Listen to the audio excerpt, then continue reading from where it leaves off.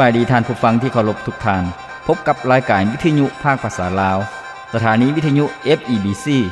รายการ30นาทีต่อไปนี้หวังว่าจะเป็นประโยชน์ต่อท่านผู้ฟังในการดำเนินชีวิตเมื่อท่านผู้ฟังได้ติดตามรายการนี้ท่านก็จะมีความหวังมีความสุขในการดำเนินชีวิตเชิญท่านผู้ฟังติดตามได้ดังต่อไปนี้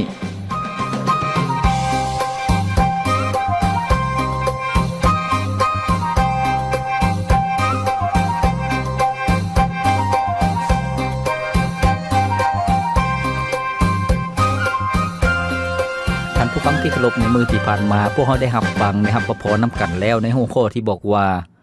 ความรักที่อัศจรรย์ของพระเจ้าซึ่งความรักของพระเจ้านั่นเป็นความรักที่ยิ่งใหญ่เป็นความรักที่มั่นคงตลอดไปเป็นความรักที่พวกเขาสามารถได้รับแล้วก็สามารถสัมผัสได้ท่านผู้ฟังที่เคารพดังที่พวกเขาได้รับรู้นำกันแล้วว่าพระเจ้าที่พวกเขาเชื่อหวังใจก็คือพระเจ้ายาเวห์พระองค์ทรงเป็นพระเจ้าผู้ทรงเป็นอยู่เป็นพระเจ้าผู้ทรงเบิ่งเห็นพวกเขาเป็นพระเจ้าผู้ทรงอยู่ตลอดไปเป็นพระเจ้าที่พวกเขาสามารถติดต่อพัวพันสามารถสนทนากับพระเจ้าได้ดังนั้นท่านผู้ฟังที่เคารพการที่ผู้เชื่อวางใจในองค์พระเยซูเจ้านั้นจะโอ้ล้มกับพระเจ้าก็คือการอธิษฐานนั่นเองท่านผู้ฟังการอธิษฐานนั้นก็มีหลายรูปแบบว่าจะเป็นการอธิษฐานขอบพระคุณพระเจ้าการอธิษฐานย่องยอสรรเสริญพระเจ้าการอธิษฐานขอให้พระเจ้าทรงให้พ้นภัยจากปัญหาต่างๆการอธิษฐานขอพระเจ้าทรงการอธิษฐานขอให้พระเจ้าทรงให้พ้นจากความทุกข์ยากลำบากการอธิษฐานขอการเปิดเผยขอความเข้าใจต่างๆบ่เพียงแต่เท่านั้นท่านผู้ฟังคำอธิษฐานนั้นยังมีการอธิษฐานทูลอ้อนวอนกับพระเจ้าเป็นการห้องขอต่อพระเจ้าให้พระองค์นั้นทรงโปรดเมตตาในเรื่องราวเรื่องใดเรื่องหนึ่งดังนั้นท่านผู้ฟังที่เคารพให้พวกเขาเป็นนักอธิษฐานที่ดีเป็นการอธิษฐานเพื่อชีวิตของพวกเขาเพื่ออนาคตเพื่อคนในครอบครัวของพวกเขาอธิษฐานเพื่อประเทศชาติบ้านเมืองอธิษฐานเพื่อสถานการณ์ของโลกท่านผู้ฟังฉะนั้นการอธิษฐานนั้นก็ต้องมีการอธิษฐานอย่างถูกต้องแล้วก็พวกเขาต้องรู้จักหลักการในการอธิษฐานซึ่งเมื่อพวกเขาอธิษฐานอย่างถูกต้องแล้วพระเจ้าก็ทรงรับฟังอย่างแน่นอนท่านผู้ฟังดังนั้นท่านผู้ฟังที่เคารพมื้อนี้พวกเขาจะรับประพรนำกันในหัวข้อที่บอกว่าพื้นฐานแห่งการอธิษฐานอ้อนวอนต่อพระเจ้าท่านผู้ฟังการที่อธิษฐานอ้อนวอนต่อพระเจ้านั้นมีพื้นฐานแนวใดก็คือว่าพื้นฐานหรือว่ารากฐานนั้นเป็นสิ่งที่สำคัญสิ่งที่พวกเขาจะกล่าวถึงสิ่งที่พวกเขาจะยึดมั่นในการเอามาอธิษฐานต่อพระเจ้าซึ่งเรื่องราวที่พวกเราจะเรียนรู้ก็คือแบบอย่างจากพระคิดธรรมคัมภีร์ที่ได้บันทึกไว้ท่านผู้ฟังอยู่ในพระธรรมจดบัญชีท่านผู้ฟังแต่ว่าเบื้องหลังก็คือเป็นเรื่องราวที่ชนชาติอิสราเอลที่พระเจ้าทรงปลดปล่อยออกจากการเป็นทาสในประเทศอียิปต์แล้วก็เขาเจ้ากำลังเดินทางอยู่ที่ทะเลทรายท่านผู้ฟังชนชาติอิสราเอลนั้นกบฏต่อพระเจ้าหลายต่อหลายครั้งพระเจ้าจึงบ่พอใจพระเจ้าจึงใจร้ายเพราะว่าเขาเจ้าได้ดูหมิ่นพระเจ้าเขาเจ้าบ่ได้ไว้วางใจในพระเจ้าเขาเจ้าบ่ได้เชื่อมั่นในการนำพาของพระเจ้าเมื่อคนอิสราเอลหมิ่นประมาทพระเจ้าจมว่าต่อพระเจ้าจมห้ายต่อพระเจ้าพระองค์จึงตัดสินใจจะส่งโรคระบาดห้ายแห้งมาต่อสู่พวกเขาแล้วก็บ่ให้พวกเขานั่นไปถึงแผ่นดินแห่งพันธสัญญาที่ได้สัญญาไว้กับบรรพบุรุษของพวกเขาแต่ว่าโมเสสซึ่งเป็นผู้นำประชาชนของพระเจ้าในเวลานั้นเพิ่นได้อธิษฐานทูลอ้อนวอนต่อพระเจ้าท่านผู้ฟังซึ่งเรื่องราวนี้เกิดขึ้นอยู่ในพระธรรมจดบัญชีบทที่14ท่านผู้ฟังตั้งแต่ข้อที่11ถึงข้อที่21ก็ได้ปรากฏเรื่องราวและเนื้อในดังต่อไปนี้พระเจ้ายาเวห์ได้กล่าวแก่โมเสสว่าประชาชนเหล่านี้ยังจะหมิ่นประมาทเฮาอีกโดนปานใดถึงแม้นว่าเฮาได้เหตุการณ์อัศจรรย์หลายอย่างในท่ามกลางพวกเขาแล้วพวกเขาก็ยังปฏิเสธที่จะไว้วางใจในเฮาตลอดไปบ่เฮาจะส่งโรคระบาดห้ายแฮงทำลายพวกเขาแต่เฮาจะเฮ็ดให้เจ้าเป็นพ่อของชนชาติใหญ่ชาติหนึ่งและมีอำนาจหลายกว่าพวกเขาแต่โมเสสตอบพระเจ้ายาเวห์ว่าพระองค์ได้นำประชาชนเหล่านี้ออกมาจากประเทศอียิปต์ ด้วยฤทธิ์อำนาจของพระองค์เองเมื่อชาวอียิปต์ได้ยินสิ่งที่พระองค์ได้เฮ็ดต่อประชาชนของพระองค์พวกเขาก็จะบอกเรื่องนี้ให้แก่ประชาชนที่อาศัยอยู่ในดินแดนนี้คนพวกนั้นได้ยินแล้วว่าพระองค์คือพระเจ้ายาเวห์สถิตอยู่ท่ามกลางพวกข้าน้อยและพระเจ้ายาเวห์ได้ปรากฏหน้าต่อหน้าให้พวกข้าน้อยเห็นและเป็นเสาเมฆซึ่งยุดอยู่เทิงพวกข้าน้อยและพระองค์ยังได้นำพาพวกข้าน้อยไปเป็นเสาเมฆในเวลากลางเวนและเป็นเสาไฟในเวลากลางคืนมาบัดนี้ถ้าพระองค์หักฆ่าประชาชนของพระองค์ทั้งหมดชนชาติทั้งหลายที่ได้ยินถึงชื่อเสียงของพระองค์ก็จะกล่าวว่าเพราะพระเจ้ายาเวห์บ่สามารถนำพาพวกเขาเข้าไปในดินแดนที่พระองค์ได้สัญญาไว้กับพวกเขานั้นได้พระองค์จึงฆ่าประชาชนของพระองค์เองในถิ่นแห่งแล้งกันดารฉะนั้นบัดนี้พระเจ้ายาเวห์องค์ยิ่งใหญ่เอ่ยข้าน้อยจึงวิงวอนขอพระองค์โปรดสำแดงฤทธิ์อำนาจของพระองค์และเฮ็ดสิ่งที่พระองค์ได้สัญญาไว้เมื่อพระองค์กล่าวว่าพระเจ้ายาเวห์ผู้บ่ร้ายง่ายผู้สำแดงความรักอันมั่นคงและความสัตย์ซื่อตลอดไปพร้อมทั้งยกบาปให้อภัยแก่ผู้ที่กบฏต่อสู้เฮาแต่เฮาจะบ่ละเลยที่จะลงโทษลูกหลานของผู้ที่ได้กระทำบาปต่อสู้เฮาถึง 3-4 ส่วนเซนคนสำหรับการบาปของพ่อแม่ของพวกเขาขอทรงยกบาปให้คนเหล่านี้เสียเถิดตามความรักอันมั่นคงเหมือนดังที่พระองค์ได้ยกโทษบาปให้พวกเขาตอนที่หาก็ได้ออกมาจากประเทศอียิปต์จนถึงทุกวันนี้พระเจ้ายาเวห์ได้ตอบว่าเฮาจะยกโทษบาปให้พวกเขาตามที่เจ้าได้ขอห้องมาแต่เฮามีชีวิตอยู่อย่างแน่แท้สันใดทั่วแผ่นดินโลกจะเต็มไปด้วยสง่าราศีของพระเจ้ายาเวห์สันนั้น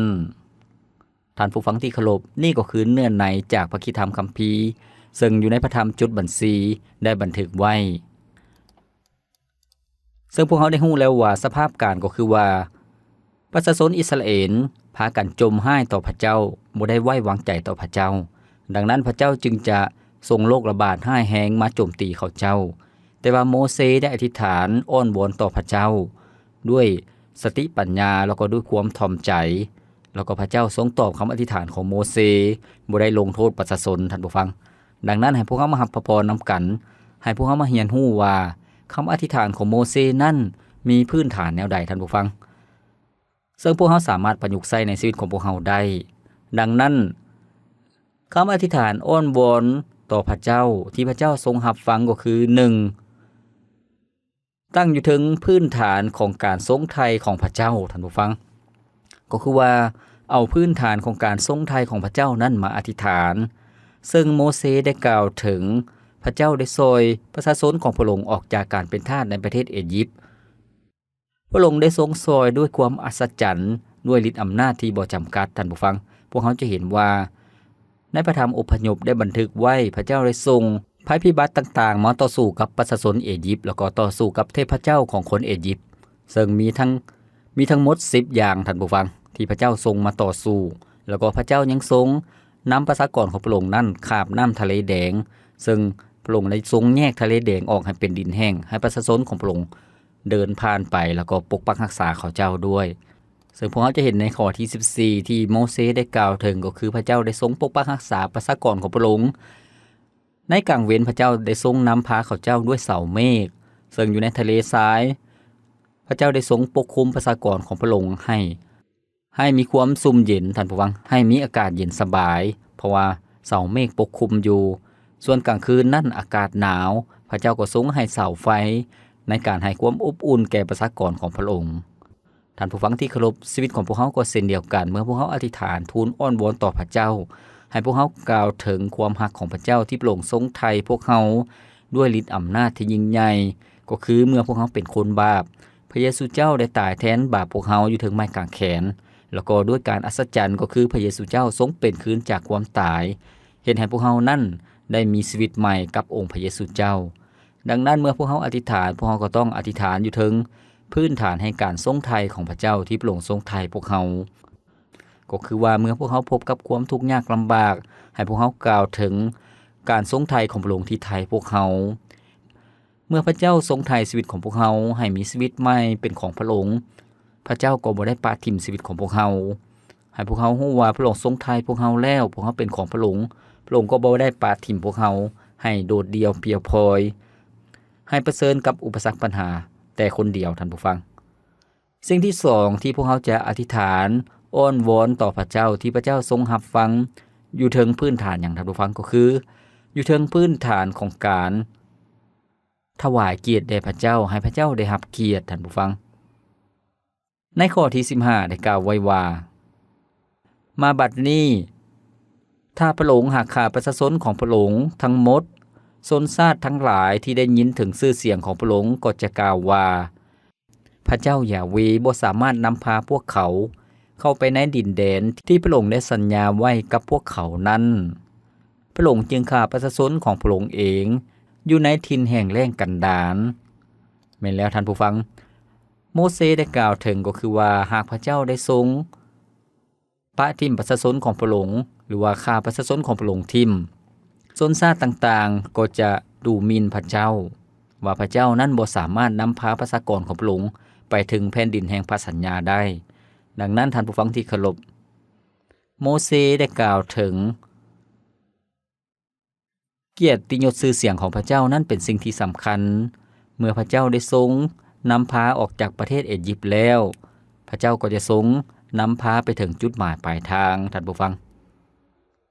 ดังนั้นท่านผู้ฟังที่เคารพเมื่อพวกเขาอธิษฐานอ้อนวอนกับพระเจ้าในเรื่องราวที่ห้ายแหงในเรื่องราวที่ทุกข์ยากลำบากในเรื่องราวที่พวกเขานักอกนักใจให้พวกเขาอ้อนวอนต่อพระเจ้าว่าขอพระเจ้าทรงช่วยลูกให้ผ่านพ้นปัญหานี้ไปด้วยเพราะเห็นแก่น้ำซื่อของพระองค์เพราะเห็นแก่พระเกียรติของพระองค์พระองค์ทรงเป็นพระเจ้าผู้ทรงมีสง่าราศีและมีฤทธิ์อำนาจบ่จำกัดดังนั้นท่านผู้ฟังที่เคารพข้าพเจ้าเชื่ออย่างยิ่งว่าพระเจ้าจะทรงรับฟังคำอธิษฐานอ้อนวอนของท่านผู้ฟังให้พวกเราพักฟังเพลงจากรายการของพวกเราก่อนจาก1เสียงเพลงแล้วพวกเราจะมาเรียนรู้นํกันอีกพื้นฐานแห่งการอธิษฐานอ้อนวอนต่อพระเจ้าที่พระองค์ทรงรับฟังว่ามีแนวใด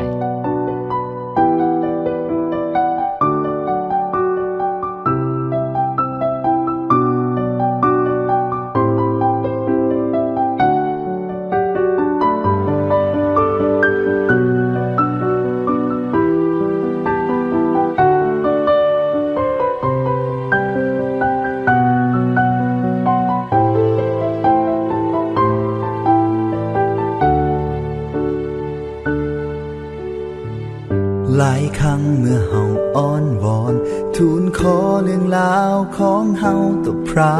องค์เฮาก็เฝ้าหวังและเฝ้ารอคอยที่จะได้รับคำตอบนั้นและเมื่อเวลาล่วงเลยคำตอบนั้นที่เฮาเฝ้าคอยยังเงียบไปเฮาก็คิดสงสัยว่าเมื่อใดพระองค์จะตอบคำอ้อนวอนของเฮาเมื่อปัญหามากมายเข้ามาในชีวิตอย่าให้ใจของเฮาถอดใจจากพระคริสต์อย่าได้ทุกข์ใจด้วยสิ่งใดแต่ให้ทูลขอพระองค์ได้การเขาเฝ้าอ้อนวอนขอบคุณและโมทนาอย่าได้กังวลทั้งสิ่งใดพระองค์นั้นทรงเข้าใจเรื่องราวมากมายที่เฮาขอไปให้เป็นไปตามพระทัยแล้วสันติสุขของพระองค์จะเฝ้าหักษาจิตใจของเฮา มื่อเฮาวางใจในพระองค์ผู้เดียว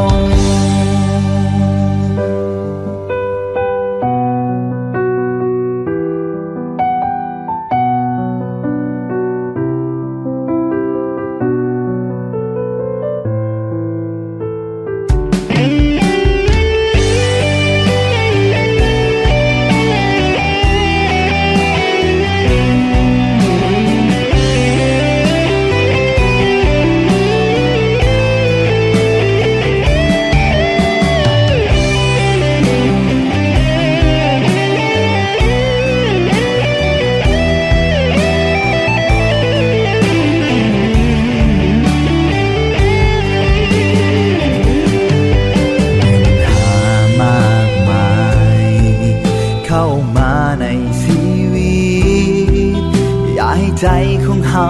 ทอดใจจากพระคริสต์อย่าได้ทุกข์ใจด้วยสิ่งใดแต่ให้ทูลขอพระองค์ด้วยการเขาเฝ้าอ้อนวอนขอบคุณและโมทนาอย่าได้กังวลถึงสิ่งใดพระองค์นั้นทรงเข้าใจเรื่องเล่ามากมายที่เฮาขอไปให้เป็นไปตามพระทัยแล้วสันติสุขของพระองค์จะเฝ้าหักษาจิตใจของเฮาเมื่อเฮาวางใจในพระองค์อยากได้ทุกใจด้วยสิ่งใดแต่ให้ทูลขอพระองค์ด้วยการเขาเฝ้าอ้อนวอนขอบคุณและโมทนาอย่าได้กังวลถึงสิ่งใดพระองค์นั้นทรงเข้าใจเรื่องราวมากมายที่เฮาขอไปให้เป็นไปตามพระทัยแล้วสันติสุขของพระองค์จะเฝ้าหักษาจิตใจของเฮาเมื่อเฮาวางใจในพระองค์ผู้เดี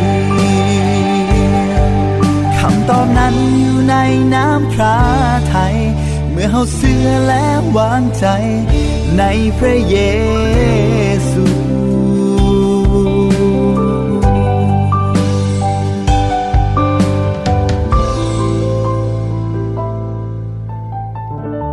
แม่นแล้วอย่าให้พวกเฮาอุกใจอย่าให้พวกเฮาอุกอังหรือว่าทุกข์ใจในเรื่องใดๆเลยท่านผู้ฟังให้พวกเฮานำทุกเรื่องราวมาทูลอ้อนวอนต่อพระเจ้าพระองค์จะทรงตอบพวกเฮาชีวิตของพวกเฮาที่มีความโศกเศร้ามีความอุกอังใจพระเจ้าจะทรงมอบสันติสุขให้กับพวกเฮาเป็นสันติสุขที่มาจากพระเจ้าดังนั้นให้พวกเฮาไว้วางใจในพระเจ้าดังบทเพลงที่พวกเฮาได้ฟังไปแล้วนั้นท่านผู้ฟังที่เคารพมื้อนี้พวกเฮากำลังรับพระพรกำลังรับฟังนำกันในหัวข้อที่บอกว่าพื้นฐานแห่งการอธิษฐานอ้อนวอนต่อพระเจ้าที่พระองค์ทรงฟังซึ่งพวกเฮาได้รับฟังนำกันแล้วก็คือว่าการอธิษฐานอ้อนวอนต่อพระเจ้าที่พระองค์ทรงรับฟังนั้น1ก็คือตั้งอยู่ถึงพื้นฐานของการทรงไถ่ที่พระเจ้าได้ทรงไถ่พวกเฮาเอาการทรงไถ่นั้นมาอธิษฐานสิ่งที่2ก็คือว่าให้พวกเฮาอธิษฐานอยู่ถึงพื้นฐานของการถวายพระเกียรติสง่าราศีของพระเจ้าก็คือว่าน้ำซื้อของพระเจ้าเป็นสิ่งที่สำคัญให้พวกเฮากล่าวถึงพระเกียรติของพระองค์ท่านผู้ฟังดังนั้นเมื่อพวกเฮาอธิษฐานต่อพระเจ้าให้พวกเฮาระลึกว่าโดยเห็นแก่พระเกียรติของพระเจ้าอย่าให้พระองค์ทรงเสียเกียรติเมื่อชีวิตของลูกตกต่ำอย่าให้พระองค์ทรงเสียเกียรติเมื่อลูกเชื่อวางใจในพระองค์คนอื่นจะดูหมิ่นนินทาประชาชนจะว่าอยู่ไสพระเยซูคือบ่เห็นซอยชีวิตของเราดังนั้นท่านผู้ฟังที่เคารพให้พวกเฮาอธิษฐานทูลขอต่อพระเจ้าให้พระองค์ทรงซอยเหลือพวกเฮาโดยการกล่าวถึงพระเกียรติของพระองค์ให้พระองค์ได้รับเกียรติในชีวิตของพวกเฮาท่านผู้ฟังเมื่อพระเจ้าทรงยืนมือมาซอยเหลือพวกเฮาให้ผ่านพ้นจากปัญหาต่างๆพระเจ้าก็ทรงได้รับเกียรติท่านผู้ฟังพื้นฐานข้อที่3ที่พวกเฮาจะนำมาอธิษฐานทูลอ้อนวอนต่อพระเจ้าก็คือตั้งอยู่ถึงพื้นฐานของพระสัญญาของพระเจ้าให้พวกเฮาเอาพระสัญญาของพระเจ้านั้นมาอธิษฐานซึ่งโมเสสก็ได้เฮ็ดเช่นเดียวกันอยู่ในข้อที่17-18ได้กล่าวไว้ว่า ฉะนั้นบัดนี้พระเจ้ายาเวองค์ยิ่งใหญ่เอ๋ยข้าน้อยจึงวิงวอนขอพระองค์ทรงโปรดสำแดงฤทธิ์อำนาจของพระองค์และเฮ็ดสิ่งที่พระองค์ได้สัญญาไว้เมื่อพระองค์กล่าวว่าพระเจ้ายาเวผู้บ่ให้ง่ายผู้สำแดงความรักอันมั่นคงและความสัตย์ซื่อตลอดไปพร้อมทั้งยกโทษบาปให้อภัยแก่ผู้ที่กบฏต่อสู่เฮาแต่เฮาจะบ่ละเลยที่จะลงโทษลูกหลานของผู้ที่ได้กระทำบาปต่อสู่เฮาถึง 3-4 สัวเซนคนสำหรับการบาปของพ่อแม่พวกเขาแม่นแล้วท่านผู้ฟังให้พวกเฮาใส่พระสัญญาของพระเจ้ามาอธิษฐานท่านผู้ฟังพระเจ้าทรงสัญญาว่าจะช่วยเหลือพวกเฮาให้รอดพ้นจากโพยภัยพระเจ้าทรงสัญญาว่าจะทรงอวยพรชีวิตของพวกเฮาพระเจ้าทรงสัญญาว่าพระองค์จะทรงบ่ปะทิ่มพวกเฮาพระองค์ทรงสัญญาว่าพระองค์จะทรงหักพวกเฮาท่านผู้ฟังเมตตาคนที่สัตย์ซื่อต่อพระองค์ดังนั้นให้พวกเฮาที่จะอธิษฐานต่อพระเจ้าโดยยึดมั่นในพระสัญญาของพระเจ้าสิ่งนั้นเป็นสิ่งที่สำคัญโมเสสก็ได้กล่าวถึงพระสัญญาของพระเจ้าดังนั้นท่านผู้ฟังที่เคารพเมื่อพวกเฮาพบพ่อกับเรื่องราวกับปัญหาความทุกข์ยากลำบากให้พวกเฮาคิดตึกตองถึงพระสัญญาของพระเจ้าและเอาพระสัญญาของพระเจ้านั้นมาอธิษฐานพระเจ้าทรงตอบสนองต่อผู้ที่สัตย์ซื่อแต่ว่าคนบาปพระองค์จะทรงลงโทษท่านผู้ฟังข้อสุดท้ายพื้นฐานข้อสุดท้ายที่พวกเขาจะมาอธิษฐานอ้อนวอนต่อพระเจ้าที่พระองค์ทรงตอบก็คือให้คำอธิษฐานของพวกเขานั้นตั้งอยู่ถึงพื้นฐานแห่งความรักความเมตตาของพระเจ้าท่านผู้ฟังพระเจ้าทรงเป็นพระเจ้าผู้ทรงรักและเมตตาซึ่งในข้อที่19ได้กล่าวไว้ว่าขอทรงยกโทษบาปให้คนเหล่านี้เสียเถิดตามความรักอันมั่นคงเหมือนดังที่พระองค์ได้ยกโทษบาปให้พวกเขาตอนที่หาก็ได้ออกมาจากประเทศอียิปต์จนถึงทุกวันนี้แม่นแล้วท่านผู้ฟังเมื่อพวกเฮาอธิษฐานทูลอ้อนวอนต่อพระเจ้าให้พวกเฮากล่าวถึงความรักอันมั่นคงของพระเจ้าความรักที่มั่นคงของพระเจ้านั่นหมายถึงความรักที่บ่ได้เปลี่ยนแปลงความรักที่ยิ่งใหญ่บ่ได้จำกัดความรักของพระเจ้านั้นตั้งอยู่ถึงพื้นฐานของความเมตตากรุณาความเอาใจใส่ความห่วงใยพวกเขาซึ่งพวกเขาเป็นประชากรของพระองค์เป็นคนของพระองค์พระเจ้าทรงให้อภัยพวกเขาแล้วคือกันกับที่พระเจ้าได้ทรงให้อภัยกับชนชาติอิสราเอลที่ออกมาจากประเทศอียิปต์พระเจ้าให้อภัยเขาเจ้านั้นหลายต่อหลายครั้งเส้นเดียวกันพวกเขาที่เป็นคนบาปพระเจ้าก็ทรงให้อภัยพวกเขาแล้วโดยความรักมั่นคงของพระองค์ดังนั้นให้พวกเขาที่จะอธิษฐานว่าพระเจ้าทรงรักพวกเขาพระองค์ก็จะทรงเฮ็ดให้แต่สิ่งที่ดีเกิดขึ้นในชีวิตของพวกเขาสุดท้ายการตอบสนองของพระเจ้าก็คือพระองค์ได้ทรงให้อภัยแก่ประชากรของพระองค์ท่านผู้ฟังซึ่งพวกเขาจะเห็นอยู่ในข้อที่20ที่บอกว่าพระเจ้ายาเวห์ได้ตอบว่าเฮาจะยกโทษบาปให้พวกเขาตามที่เจ้าได้ห้องขอมาแม่นแล้วท่านผู้ฟังพระเจ้าได้ทรงฟังคำอธิษฐานของโมเสสแล้วก็ตอบคำอธิษฐานของโมเสสพระองค์บ่ได้ลงโทษคนอิสราเอลด้วยโรคระบาดที่ร้ายแรงให้เขาเจ้าตายแต่ว่าพระเจ้าได้ทรงอภัยบาปกรรมให้เขาเจ้าแล้วเส้นเดียวกันชีวิตของพวกเขาให้พวกเขาที่จะอธิษฐานกับพระเจ้าท่านผู้ฟังดังที่ได้กล่าวมาแล้วก็คือว่าให้พวกเขาอธิษฐานเพื่อชีวิตของตนเองอธิษฐานเพื่อคนในครอบครัวอธิษฐานเพื่อประเทศชาติบ้านเมืองอธิษฐานเพื่อคนในโลกนี้ท่านผู้ฟังที่จะได้รับพระเมตตาของพระเจ้าคำอธิษฐานดังที่พวกเขาได้เรียนรู้ก็คือว่าตั้งอยู่ถึงพื้นฐานของการทรงไถ่ของพระเจ้าตั้งอยู่ถึงพื้นฐานของการถวายเกียรติยศชื่อเสียงให้กับพระเจ้าตั้งอยู่ถึงพื้นฐานของพระสัญญาของพระเจ้าก็คือคำมั่นสัญญาของพระองค์แล้วก็สุดท้ายก็คือว่าคำอธิษฐานอ้อนวอนของพวกเขานั้นต้องตั้งอยู่ถึงพื้นฐานความรักความเมตตากรุณาของพระเจ้าเชื่อว่าท่านผู้ฟังนั้นจะมีชีวิตแห่งการอธิษฐานทูลอ้อนวอนต่อพระองค์และจะเห็นคำตอบอธิษฐานที่มาจากพระเจ้าท่านผู้ฟังที่เคารพรายการของพวกเราดำเนินมาฮอดนี้ก็สิ้นสุดเพียงเท่านี้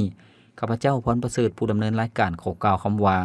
ขอพระเจ้าอวยพรท่านผู้ฟังทุกท่านพบกันใหม่ในมื้อต่อไปสบายดี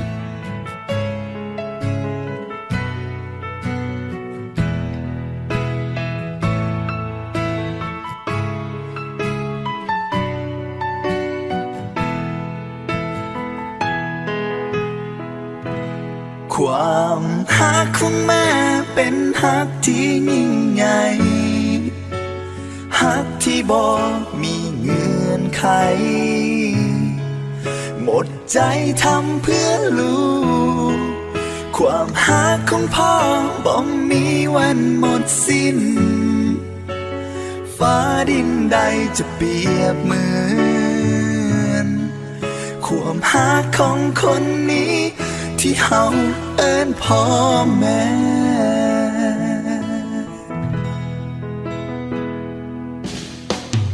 คนที่คอยจมเฮาเวลาที่เฮานั้นเอาแต่ใจเป็นคนเดียวกันที่คอยให้ความห่วงใยในวันที่เฮาอ่อนแอคนที่คอยบอกเฮาเวลาที่เฮาทำผิดพลาดไปเป็นคนเดียวกันที่คอยให้กำลังใจในวันที่เฮาหมดแฮงจากวันนั้นจนมาถึงวันนี้ลูกก็ยังบ่มีสิ่งใดที่จะตอบแทนพระคุณหมดสิ้นจึงขอมอบเพลงนี้เป็นถ้อยคำจากใจให้พ่อแม่ความฮักของแม่เป็นฮักที่ยิ่งใหญ่ฮักที่บ่มีเงื่อนไขหมดใจทำเพื่อลูก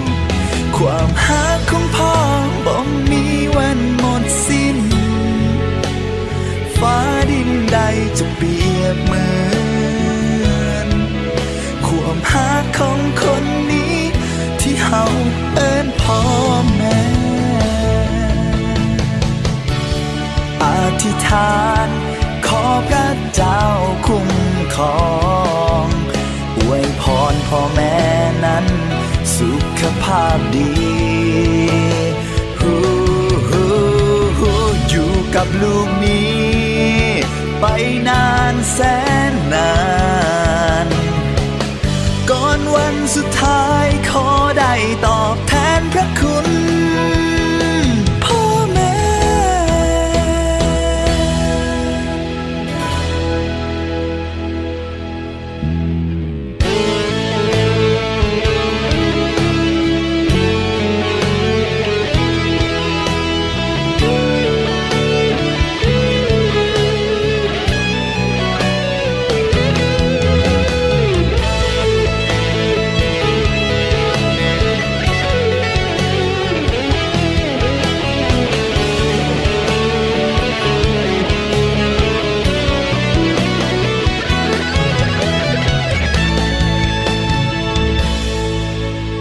จากวันนั้น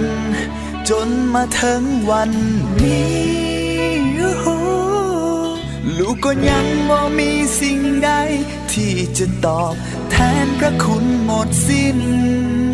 จึงขอมอบเพลงนี้เป็นถ้อยคำจากใจ